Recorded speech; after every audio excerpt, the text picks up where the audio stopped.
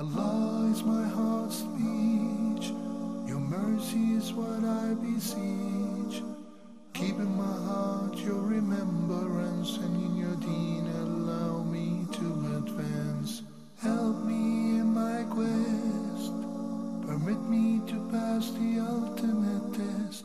Help me in my quest, permit me to pass the ultimate test.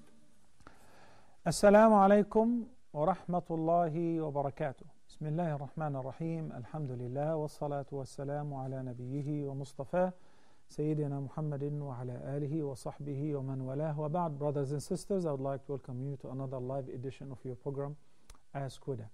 A quick reminder with our phone numbers and contact informations, beginning with area code 00202 3855 alternatively area code 002 011 2500 8679. The email address is ask@huda.tv and the Facebook page is Dr. Muhammad Salah official. Without any further ado, the first question I received on my page after this call, inshallah. Assalamu alaikum, brother Hamid from the KSA. Assalamu alaikum. Walaikum assalam wa rahmatullahi wa barakatuh. How are you, brother Hamid? Welcome to Ask Huda. Alhamdulillah Rabbil Alamin. How are you, sir? Fine, alhamdulillah. Thank you for asking, brother. I just want to ask a couple of questions. Mm-hmm. Last week, my friend and I went to a meeting about 100 kilometers away from our residence. And we offered Salat al-Asr over there. On our way back, we prayed Salat al-Maghrib in a mosque, which was about 25 kilometers away from our residence. But someone advised us that we cannot club it with Salat al-Isha, as we are already at the outskirts of the city of residence. We therefore offer Salat al-Isha in a mosque of our residence. My question is that, could we club our Salat al-Isha with Salat al-Maghrib in a mosque, which was still 25 kilometers away from our city of residence, as we were still on the highway, and there was no more mosque between this mosque and the mosque of our residence? This is my first question. The second question is that, how to treat someone who you have treated well and helped all your lives, but he has been mistreating and harming you always. So what's the best way to treat such person? Jazakallah khair. Brother Hamid, could you do me a favor and please repeat your second question? I assume I got it, but inshallah, if you have a chance to give us another call, I would appreciate that. Hamid's first question, that he is traveling 100 kilometers away from his city or more, and on the way back 25 kilometers before entering his city, that they prayed in a Maghrib. Generally speaking, are they allowed to shorten the prayer? And in this case also combine the two prayers of Maghrib and Isha or Dhuhr and Asr at the time of either one? Are they still considered Musafir? Yes, as long as he did not enter your city. So in this case, you're eligible to shorten the prayer. Obviously in Maghrib, you do not shorten the Maghrib, but you are eligible to shorten the Isha, and if you want to combine it two, you may, since you are a Musafir. Barakallah feek. I am going to guess what I understood from your second question, that somebody is harming you or causing you a harm, and how should you go about treating this person. This is what I understood. Wallahu ta'ala a'la wa a'lam. And there are different stages, because sometimes due to misunderstanding or because the person has an annoying nature, so I may begin with him or with her with what Allah the Almighty instructed with in Surah Fussilat. When Allah the Almighty says, ادفع بالتي هي أحسن فإذا الذي بينك وبينه عداوة كأنه ولي حميم. The ayah begins with ولا تستوي الحسنة ولا السيئة. That whenever somebody mistreats you, repel the evil with one which is good, with one which is better, so that the one who used to be an enemy to you will become as if he is a close or an intimate friend, because of your kind treatment to this person. I guess Brother Hamid is back on the line. Assalamu alaikum. Assalamu alaikum wa rahmatullah. Assalamu alaikum. Let me know if I really understood your second question. Can you say it again? The second question is that I have been treating someone very nicely. and always have been helping him monetarily, financially, otherwise also. And in all my life, about, you can say, 30 years. Now, but his response has been quite different to that, what I have been doing to him. He has been doing everything to displease me, everything to displease Allah subhanahu wa ta'ala, everything to harm me.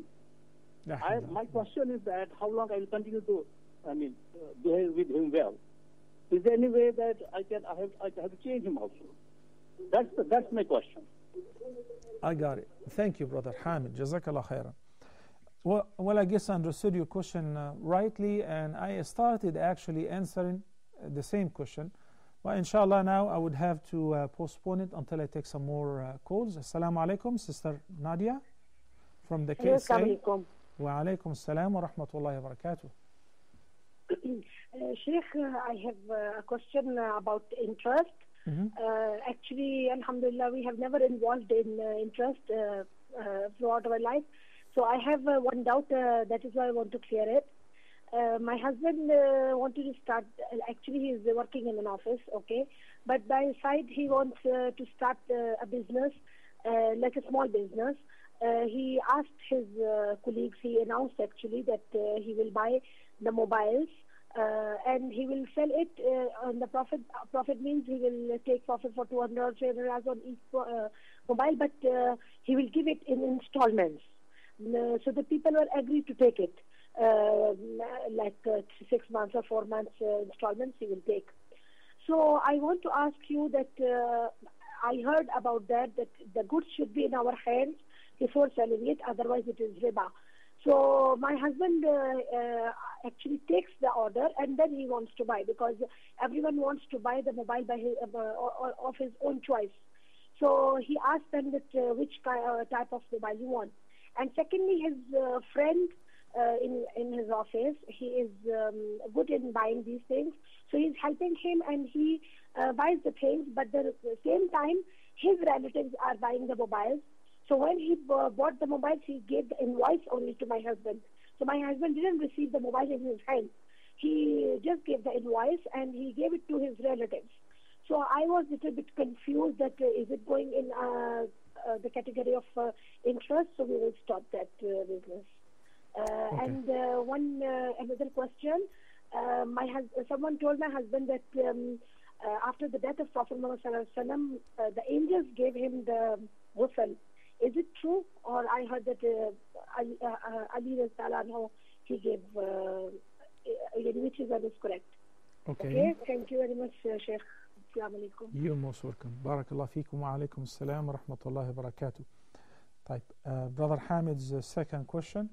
I started saying that it depends on the stage. The first stage is ادفع بالتي هي أحسن فإذا الذي بينك وبينه عداوة كأنه ولي حميم. This is a segment of an ayah of Surah Fussilat, which means repel the evil with one which is good, so that the person who used to be an enemy to you, because of your kind treatment, because of the way you reacted in a better way to him, even though he's been rude to you, he will, if he's a humane person, he will eventually become like as if he is a close or an intimate friend. Why? Because the kind treatment captivates the person. But there are some people who are not like that. There are some people who are extremely rude and they will not change no matter what you do. Well, in this case, Allah subhanahu wa ta'ala said in Surah An-Nisa, لا يحب الله الجهر بالسوء من القول إلا من ظلم. Normally speaking, Allah does not like the person to reveal the evil, except if one has been oppressed and he reached to the point where the only solution is to expose the other person who's been oppressing him. There was an incident when the Prophet ﷺ was sitting and a man came to him and complained about his neighbor, that he is very rude to him, he is very annoying to him, even though he treats him kindly, exactly as you just mentioned. So the Prophet ﷺ said, go home and take all your furniture out, display them in the street. Whenever people would pass by, they say, are you moving? Why are you doing that? He says, because my neighbor is giving me a hard time. My neighbor is annoying me. So people saw what they saw. So everybody would find out that this person is removing his furniture and taking his furniture out is simply because his neighbor is annoying him and he's very rude to him. So he would pray against that neighbor. May Allah curse him. May Allah do this and that to him. So the neighbor realized that he's in big trouble, and he came to his neighbor and said, I beg you, take back your furniture and I would never hurt you anymore. As far as a part of your question, when you said you've been helping him with monetary help, financially, there is also a mention to a story not similar to that, much worse than that, when some people were involved in the qiyas, the slander of the mother of the believers, Aisha radiallahu anha.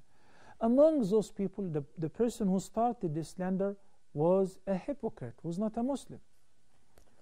But some Muslims, of those who like to chit-chat, just talk and repeat rumors, were involved in circulating the summa, amongst which was a person by the name Mistah ibn Abi Mistah.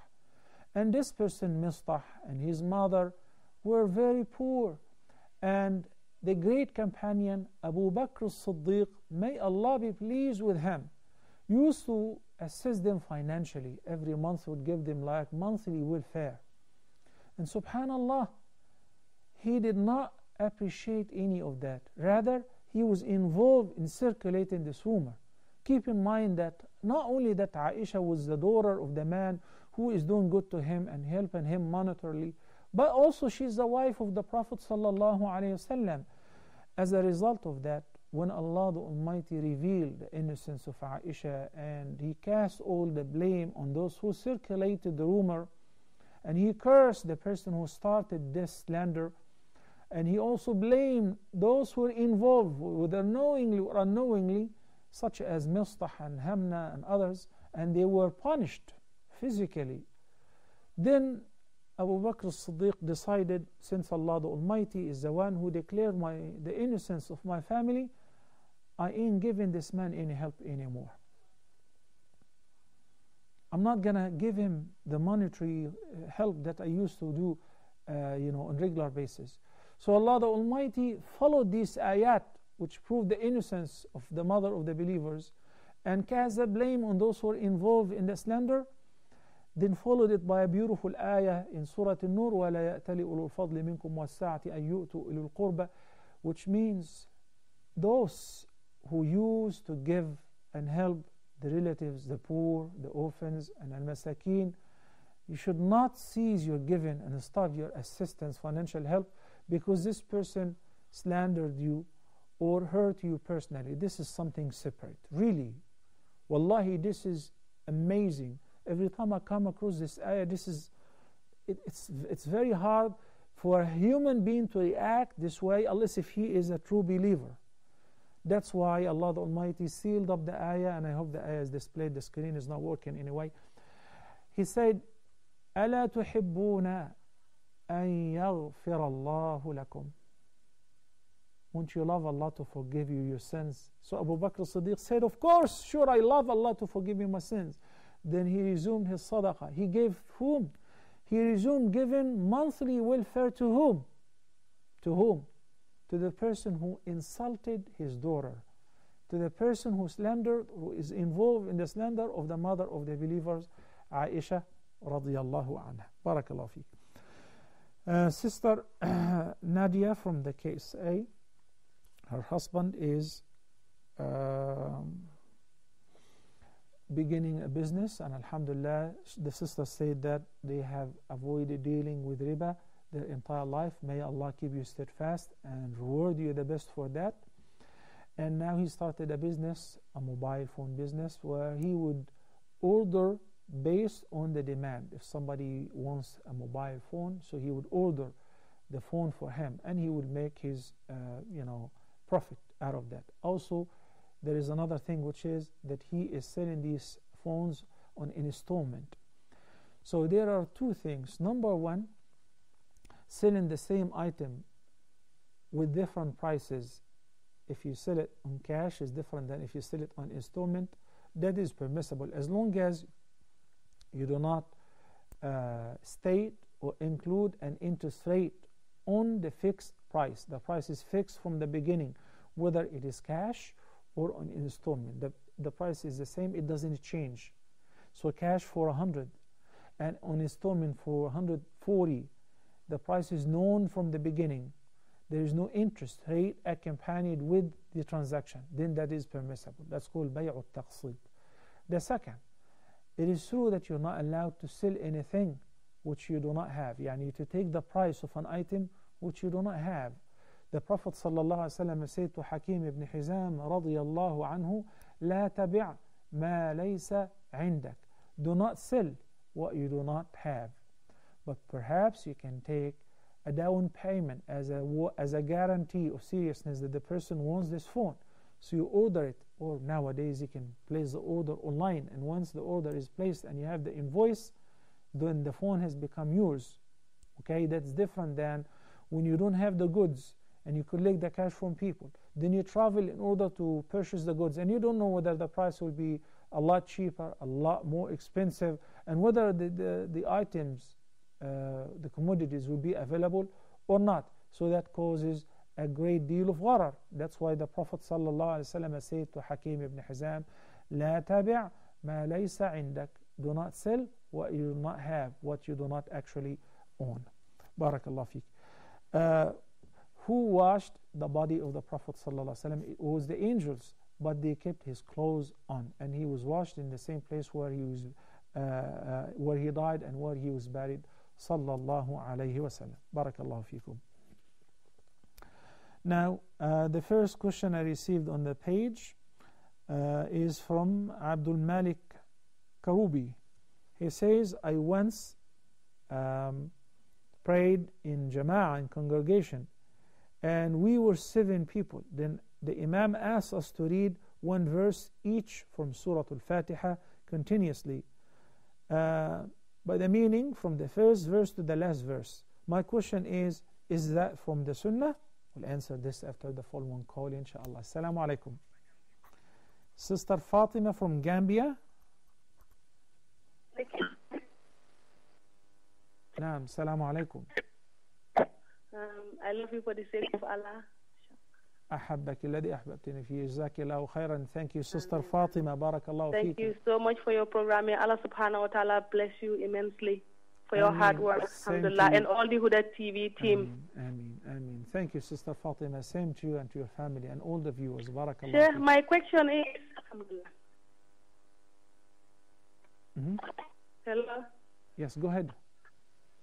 Okay, my question is that I feel like I'm blessed in the sense that I'm able to pray up to the Nawafil and the Fard prayer. I'm able to do up to 50 rakah, and I'm able to do the Nawafil fasting, and also I'm also able to do some charity work.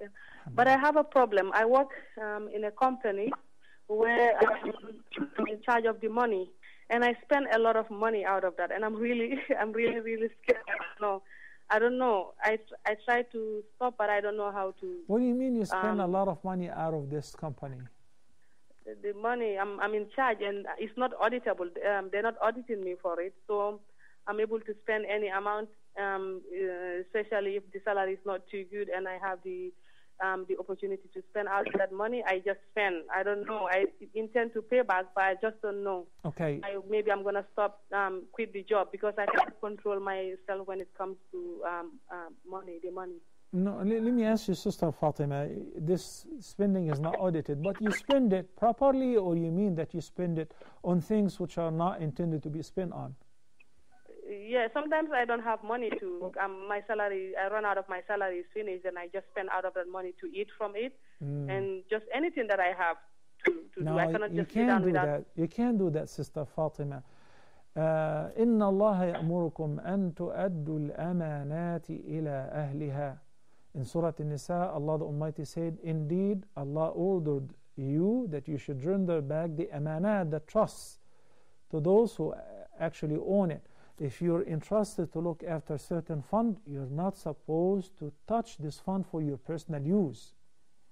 You're not supposed to benefit out of that whatsoever. I want to share with you an incident with one of the great companions of the Prophet sallallahu alaihi wasallam, who narrated thousands of hadith from the Prophet. The Prophet Umar ibn Khattab radiyallahu anh hired him to be the ruler, the governor of Bahrain. Then after a while, he notes that, mashallah, he prospered and he has some fortune. So he collected him, he ordered him to come back to Medina. Then he investigated, he asked him, where did you get this fortune from? He said, from breeding the horses. I have my own business and I have made some investment. Oh, that's a side job, and you are the ruler, the governor of this area. You can't do that. You know what he said? He said, well, pay everything that you have, all the fortune that you made out of this business, to Bayt al-Mal. Bayt al-Mal is the Muslim state bank which collects the charities, the donations, and the zakat to be redistributed amongst those who are eligible. And he said, bring everything, because you can earn and be beneficiary, in addition to your salary, anything else out of this job. You can't. In another incident, the Prophet ﷺ sent another companion to collect the zakah fund from certain people, from a tribe. And he brought whatever they paid him as the zakah dues.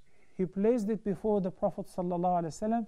Then he said, هَذَا لَكُمْ, this is yours. Then he showed the Prophet ﷺ a little bit of cash or gift. He said, but this is for me. He said, and how come this is for you? He said, it's a gift. He said, who gave it to you? He said, the people whom you sent me to them to collect the zakah, they said, this is for you. So the Prophet ﷺ notes this matter now is not personal. This matter needs to be treated on a communal level. He climbed the member. He gathered the community. Then he addressed all the Muslims. And he said, why doesn't any of you stay at his house or the house of his parents, does not accept our job, governmental job or a private sector job, and let's see how would he get the gifts. I mean, if I did not send you to collect the zakah from those people, how would those people figure out that you are so and so and they would give you a gift? Would they come to give you a gift? No, they only give you a gift because you are in charge of collecting the zakah. Yes, you have been fair, you have been just and honest, you collected the zakah properly this year, but maybe next year you're going to compliment them. And next year you're going to take it easy on them. Be careful. Allah the Almighty says, وَمَنْ يَغْلُلْ يَأْتِ بِمَا غَلَّ يَوْمَ الْقِيَامَةِ, which means whosoever takes anything from the money which is dedicated for public fund, for a job that you're doing, which is not yours, it's not your right, it belongs to others. On the Day of Judgment, you will bring it on your back. You will carry it on your back. In the form of cash, in the form of sheep, in the form of cattle. Be careful. You are entrusted to look after this fund and you're not being audited. It's a big trust. It's a big amana. Make sure that you do not take a penny out of this money without right. May Allah the Almighty bless you and your family. We have to take a short break. We'll be back inshallah in a few minutes. Please stay tuned.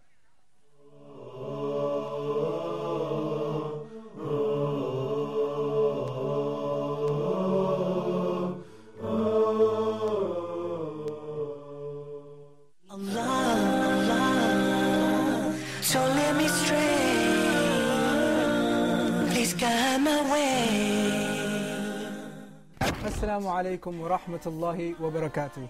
Welcome to another episode of Let's Talk on your favorite channel, Huda TV. I'm your host, Arkham Rashid. They actually did such and such that you're accusing him of in your mind. So now I want to start off with my right-hand side, Brother Ahmed. If you can just tell us what your thoughts were on that video. What can you extract from that video? Would you say some of the youth turn to drugs, especially in your country, if they don't have jobs, or it's because they want to get away from their daily normal lives? Would you say that's a reason? Absolutely, that's true. Some people just resort to drug as the last option because they get themselves straight out and they're instead of depression, but they don't know where to turn for help. Sports per se is like a communal social activity, whereas it collects the community together, and it bonds brotherhoods together. It's very social in its aspect where you interact with your teammates or your players in a team. So I think a message would be just to stay completely away from it. Even we can say, oh look, it's haram.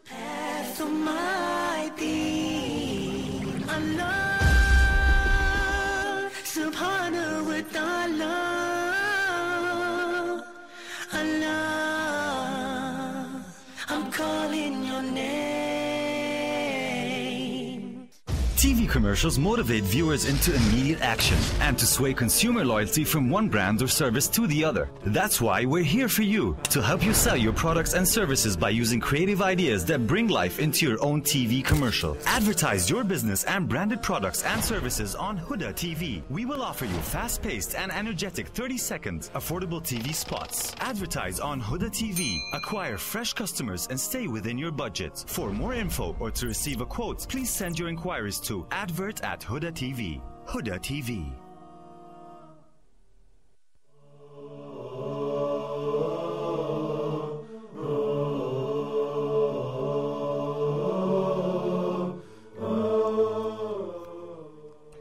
Assalamu alaikum wa rahmatullahi wa barakatuh, and welcome back. We have a caller, Brother Mahmoud from the KSA. Assalamu alaikum, Mahmoud, and welcome to Ask Huda.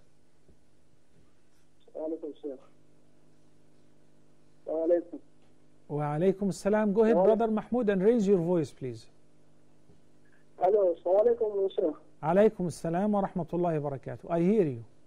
Can you hear me? Yes, I do. Yeah, I've got a question concerning marriage. I've got a situation, somebody asked me about marriage. I told him I don't know. It was about when you do the car, when the spouse are not present. So When I told him I don't know. Mahmoud, please raise your voice. I want to hear you. Hello? Yes, raise your voice. Okay. Yeah, I told him I don't know. So it's concerning the car when some spouses are not present. It is called ride. Is it? Now he asked me if somebody has done the car and the couple does not do sexual intercourse. Can it be expired for a certain time? I hope you have understand the question. Mahmoud. Thank you. جزاك الله خيرا محمود. بارك الله فيك. Sharmeen from United Arab Emirates. Assalamu alaikum. Hello, assalamu alaikum. Alaikum assalam wa rahmatullahi wa barakatuh. Actually, Sheikh, I wanted to ask you, someone just asked me,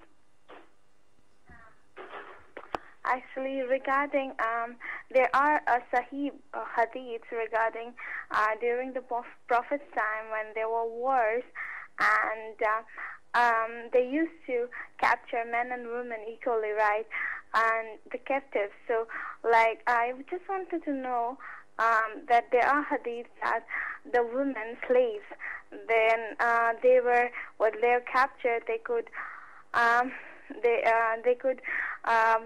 take them and they could have intercourse with them. So does that mean they could rape them? Actually, someone asked me. Although I tried to find answers from YouTube and the videos, but then the person was not convinced that, those time it was like the time of slavery and all, and that was the best they did compared to nowadays, when they capture people and they torture them. They were not torturing them, and they used to give meher, I guess. Yeah, so could you please throw some light on this, and how could I convince a person? I'm totally confused, actually. I don't know what to say. Okay. And also there are several hadiths. The person said, why was that so? Even though they were slaves, they were humans. And is this considered to be as a rape or something. And I mean, they have rights to say yes and no, and they also had families, before the war. So I mean, I don't know how to convince a person. Could you please answer this? Thank you, Sister Sheen. Barakallah fika. It's a very valid question. Sure, inshallah, I'll do my best to answer you, inshallah, after I finish the question which I started its answer earlier. About the person, Abdul Hakim, who attended the prayer in congregation, and the Imam requested each one of the 7 followers to recite one verse. The question does not provide a complete and a clear picture of where and when. Yani, did he ask them to do that in the prayer? Did he ask them?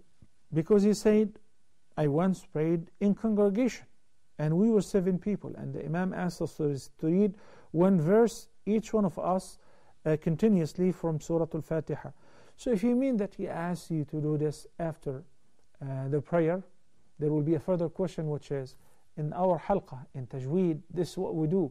We ask each person to recite an ayah, 2 or 3, depends, then the following person.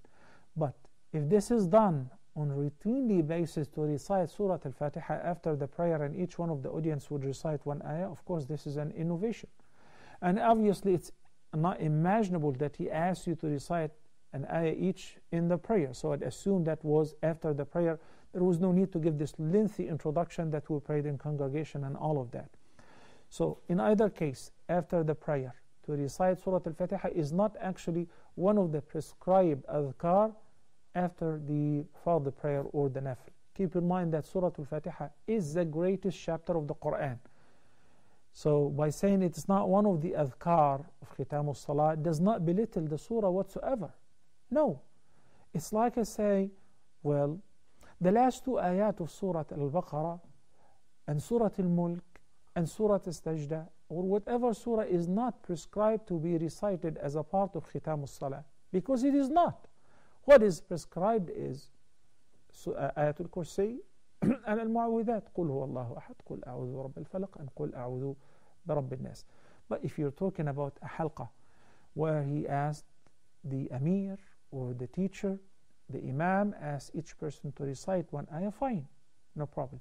Keep in mind that when we recite Surah Al-Fatiha after the outside the prayer, or even whenever you recite the Quran in general, you do not get to say Ameen by the end, because Ameen, Jibreel alayhi salam taught it to the Prophet sallallahu alaihi wasallam to be recited whenever you recite Surah Al-Fatiha within the prayer, in each rak'ah, whether fard or nafil. And Ameen means, Oh Allah, Allahumma stajib, Oh Allah, accept and answer my dua. Barakallahu fikum. Sister Sheen from United Arab Emirates, about prisoners of war.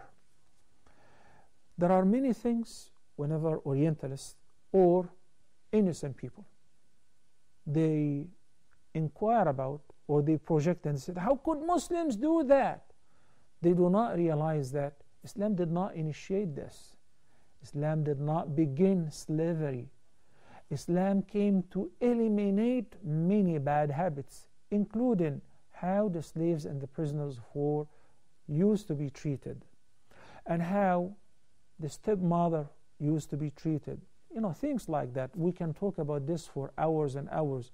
And that's why we filmed a few programs called Left in the Fog, Refuting Misconceptions, and things of this nature, to explain to the viewers, as Muslims, number one, that Islam, which is the religion of Allah subhanahu wa ta'ala, came as a solution to resolve all these bad habits and traditions, bad manners, and so on. So now, with regards to what they call them concubines, or the prisoners of war, why don't we shed some light on this whole concept from the Quran? Look, subhanallah, in Surah Al-Insan, Allah the Almighty says, وَيُطْعِمُونَ الطَّعَامَ عَلَى حُبِّهِ مِسْكِينًا وَيَتِيمًا وَأَسِيرًا. Allah admires the believers who look after the orphans, the poor, and the prisoners of war. وَأَسِيرًا, because they don't have their own possessions. They do not earn on their own. So you guys have to provide for them. Honoring them, feeding them is something that Allah admires. Why do we do that? إنما نطعمكم لوجه الله لا نريد منكم جزاء ولا شكورا. We're only doing this because Allah ordered us to do that. We're doing this seeking the countenance of Allah subhanahu wa ta'ala. We do not expect from you any compensation nor gratitude. Okay. Then, whenever before Islam the prisoners of war were captivated and been mistreated or whatever, Islam came to regulate this process. Prisoners of war are prisoners of war. They have been taken as slaves. Look, study the Quran from beginning to end. You will come across many ayat regulating something called kaffara. Kaffara means a ransom. A ransom for certain things, such as a ransom for making an oath and fail to fulfill it, a ransom for a vow, a ransom for zihar, like in Surah Al-Mujadila, a ransom for embracing one's spouse during fasting. There are many ransoms. It's called kaffara. In Surah Al-Ma'idah, Allah subhanahu wa ta'ala prescribed the kaffara for failing to fulfill an oath. Amongst the kaffara is freeing a slave neck. And in Surah An-Nisa, when Allah the Almighty said it is not prescribed the kaffara for the indeliberate killing, qatul khata, to do what? Amongst the kaffara is to free a slave neck. To free a slave. Sometimes it required the slave to be a mu'min, and sometimes generally anything, a male or a female. So he said فَتَحْرِيرُ رَقَبَةٍ مُؤْمِنَةٍ in this particular ayah of Surah An-Nisa. What is the meaning of فَتَحْرِيرُ رَقَبَةٍ? To free a slave. And this slave is earned how? Not through in the market and selling and buying, but wars. They captivate prisoners of war from our side, and we captivate prisoners of war from their side. All of that was effective until, and Islam kept gradually eliminating this problem through opening the door of salvation. You want to be free on the Day of Judgment? By freeing the slaves. A man came to the Prophet ﷺ and said, I once was angry with my slave girl and I slapped her on the face. Just slapped her on the face. That's a crime in Islam. And the Prophet ﷺ ordered him to free her. So that was considered as a kafara for mistreating or slapping or beating the slave on the face. Let's take these two calls, inshallah, and I'll continue. Assalamu alaikum. Sister Amina from United Arab Emirates. Yes, assalamu alaikum. Alaikum assalam wa rahmatullahi wa barakatuh. Sheikh, how are you? Just fine, alhamdulillah. Thank you for asking, Sister Amina. Okay, Sheikh, I joined an Islamic school for memorizing the Quran. When I joined, I saw every morning they start with, the beginning they start with Surah Yasin. And when I ask, why do you recite this surah? They say for the barakah. And every day a girl will distribute, recite for me Surah Baqarah. My father is not well like this. And some of students, they say this is bid'ah. Okay. Okay, this is the first question. And the second, I memorized Quran half, and I'm in Surah Nahl. The thing is, I should complete it fast. For that, I can't memorize with 2 pages. Only one I can fit in my brain, not 2. So can you give some tips that I can do fast in 2 pages, and also the backside from Surah Nas to how much I memorize? I share to keep it very good by hearting. Can you give some tips? Okay. And okay, this much. And I want to know this about this bid'ah. And means bid'ah means what? Means which Rasulullah didn't did. So why they do this? And when we stop them to do this, means Rasulullah have no hadith about this to recite Surah Yasin. But they say because many scholars, they used to do this. Okay. Barakallahu feek. Jazakillahu khairan. Brother Fuad from Oman. Okay, that was cut off. Please try again, Brother Fuad. No problem. I'll get back to your question, inshallah, Sister Amina, once I'm done with answering Sister Sheen's question. Okay, so we said the Quran is full of ayat. If we have time, I can go across the Quran showing you. I just showed you an ayah of Surah An-Nisa, and there is another one of Surah Al-Ma'idah, and there is another one of Surah Al-Mujadila, and there is in Surah Al-Balad and in Surah Al-Insan, you know. So the virtues and the privileges of freeing the slaves. And the Nabi sallallahu alaihi wasallam encouraged the companions to free their slaves. And whenever a person had a slave woman, this is in Islam and only in Islam, then he happened to have sexual relations with her, then she conceived, she becomes Ummul Walad. When she gives birth, it is not permissible for her, for the master to sell her or to part her from her child or to treat her like a slave anymore. She is not. She is Ummul Walad, the mother of the child. And if the person died, she is free, whether he wants that or he does not want that, because she is the mother of a child. You want to know that even among the prophets before Islam, that was commonly practiced. And many of the prophets had hundreds of these slave women because it was a common practice. Now when the Muslim Ummah signed treaties, there is no slavery. And by the way, you just need to read the history of a country like the United States 50 years ago and learn about what used to be practiced when it comes to slavery and women who have been enslaved and all of that, to realize that Islam 1400 years ago came to eliminate these practices, but in a systematic way, to approve the problem through the ransom, as I mentioned earlier. You know that Juwayriya bint al-Harith, may Allah be pleased with her, she's one of the mothers of the believer. She was captivated when Bani al-Mustaliq defeated the battle. And then when the Prophet ﷺ married her, all her family members were released, over 100. Over 100. Safiya bint Huyay, may Allah be pleased with her. She used to be a Jew, and she was a prisoner of war, and her father was a Jewish leader. And she's one of the greatest mothers of the believers, not a slave. Assalamu alaikum wa rahmatullahi wa barakatuh. Perveen from United Arab Emirates. Yes, assalamu alaikum. Wa alaikum assalam wa rahmatullahi wa barakatuh. Did you remember me? I'm Perveen. Ahlan wa sahlan. Welcome to Ask Huda, Sister Perveen. Yeah, last episode I asked one question about you, about divorce. Okay, the food that your husband said, if you eat from this food, you're divorced, right? Yeah. I did answer your question in the following episode. But I didn't see that. Yeah, hello? Yes, can you hear me? Yeah. Could you tell me again that question? Yeah, answer? Sure, no problem. Okay, since you did not hear the answer,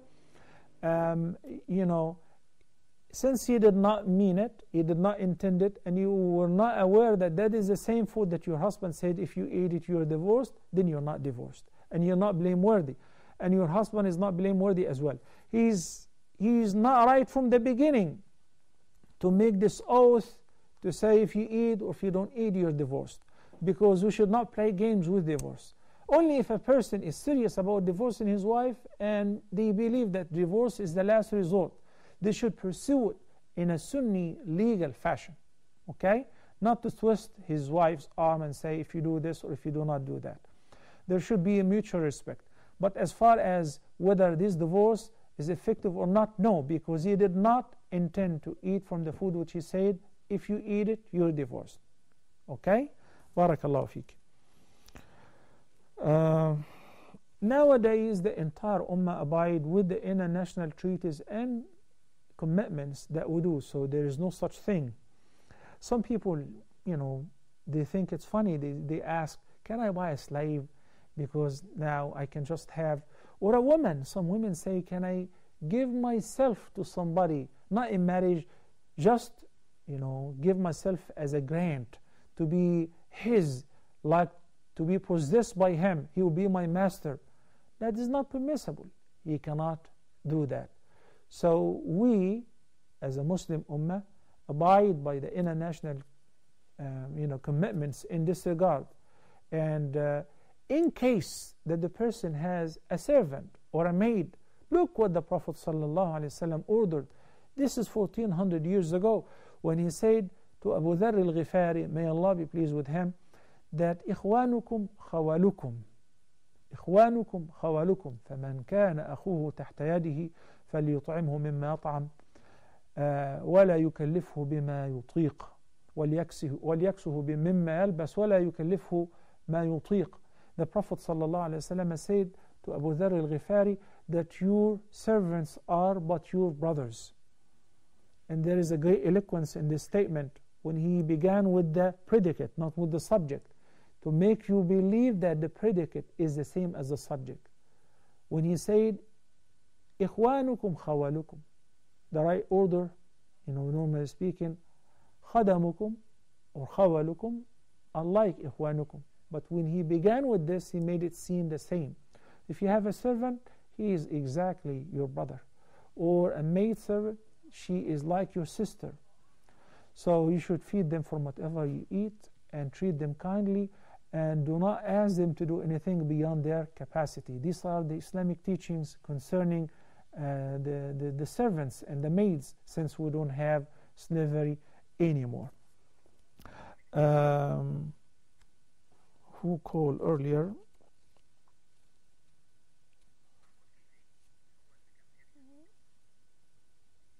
I do not remember the last question, but anyway, yes, Sister Amina from United Arab Emirates, who said that she joined a class of memorizing the Quran, and mashallah, she's finished half of the Quran. First of all, beginning each session with a particular surah. If you begin, the whole Quran is blessed. And if you remember, I repeatedly mentioned that most of the ahadith concerning the virtues of specific chapters of the Quran are fabricated,